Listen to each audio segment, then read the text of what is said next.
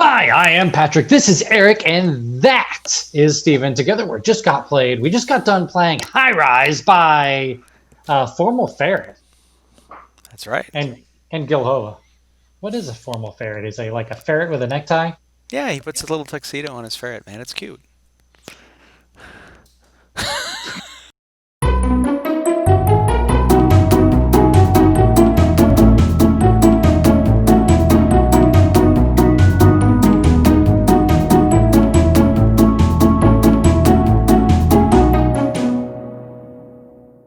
Steven, would you be so kind as to tell us a little bit about how to play High Rise?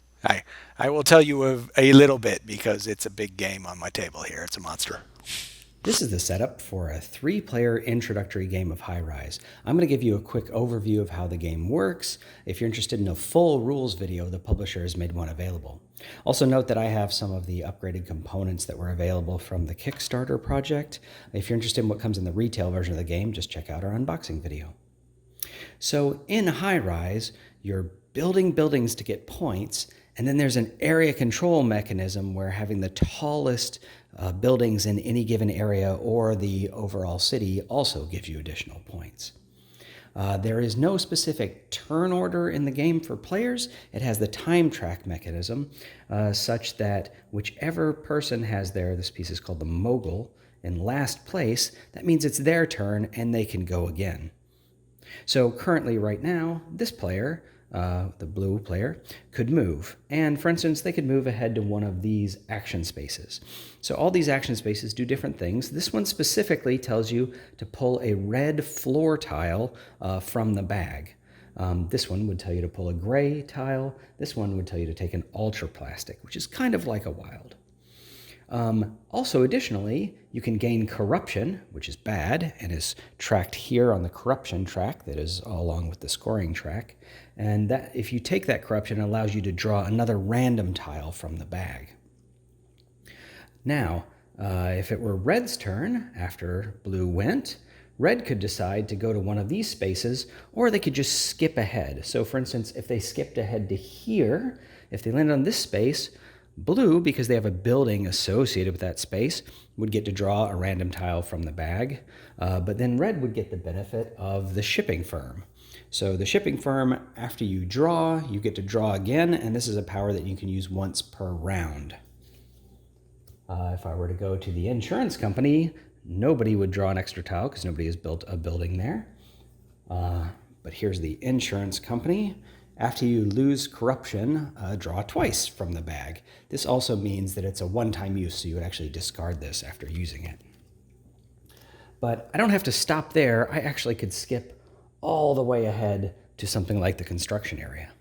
Now, I should mention that there are these different piers, 4 different piers along the board. And you don't stop there, you just skip over them. And when you skip over them, you get to decide to take some of the resources that are available there. So for instance, there are 2 sets of resources available here. I could take this one. Note, in a 3-player game, one of the players is going to be left out. So there is some incentive to move along the board quickly. If I skip all the way to the construction area, that's what allows me to actually build a building. So what I do is I look at these blueprints here. These blueprints tell you what buildings can be built this round and what buildings can be built in the next round. So you can see, for instance, I have a black floor tile, a purple floor tile, a blue floor tile. I don't have a gray one, but I do have an ultra plastic, which I mentioned could be used as a wild.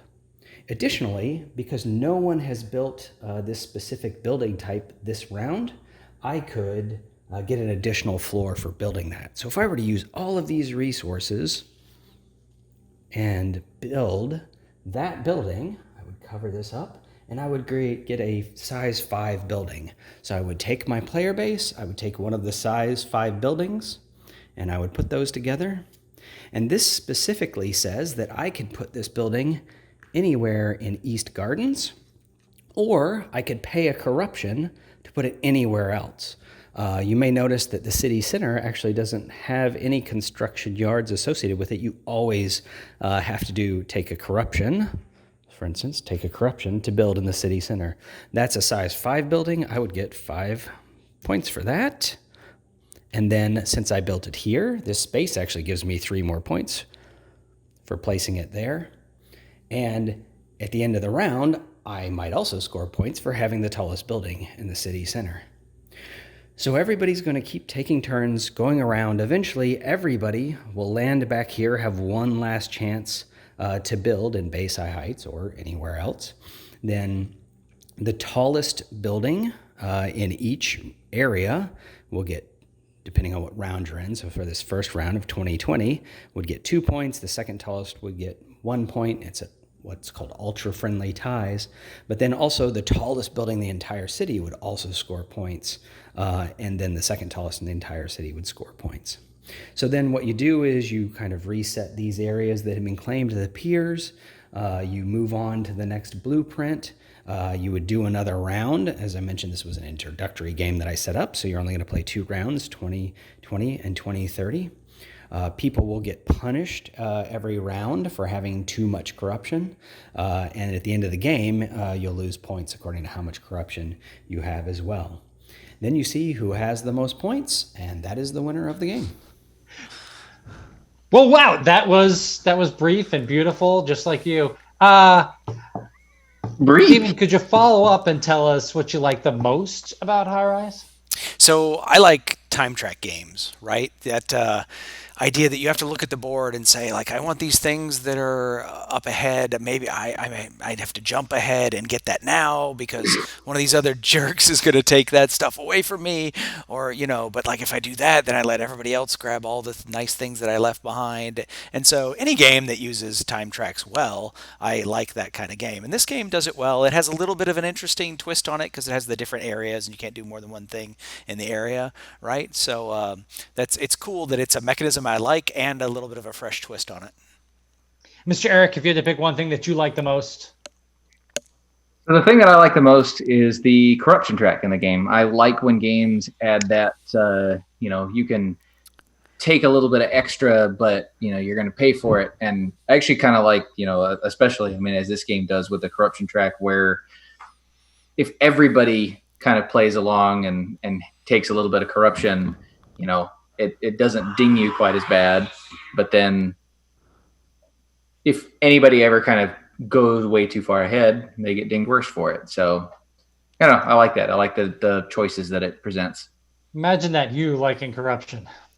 I know. Crazy, huh? It's a bit of a trade-off, right, with that corruption track where you're going to get dinged at the end. So you kind of have to build that into your entire engine, right? Like thinking, am I going to be able to clean this off later? I need to make sure that somebody else is coming up from behind. So that is a very cool aspect of the game. If there's one thing that I like the most about it, it'd be the fact that I feel like the theme is very well tied to actually the mechanisms of the game. I felt like I was building stuff. I felt like I was kind of zoning stuff in certain areas and concerned about other people building larger skyscrapers in my same area. I really did feel like I was part of the construction community. Yeah, you feel like you need to build the biggest high rise to win the game. Go figure. Well, what's the thing that you think you like the least about it, Stephen? Well, so if you have the game out on the table, it has a really good table presence, but there are a lot of pieces and a lot of things going on. And I think that the game actually seems more intimidating than it really is, right? Like once you kind of get into it and you start playing it and you figure things out, it just kind of hums along. It's not nearly as complicated as it looks. So I think you might have trouble getting people to just play it because of how intimidating it looks. When you opened it up, I made a joke and I said, "Oof, I'm out." But and it was completely just a joke. We played much more difficult games and much more intimidating games than this, but you guys literally taught me how to play within turn play. You didn't really barely told me the goal of the game. And I feel like I caught on pretty well. So I think that you're right. It looks far more intimidating. And that kind of ties into something that I'd say. But Eric, you have to tell us something you like the least. So I think Steven's point about it being intimidating is accurate. I felt very overwhelmed when I played, and I think it was because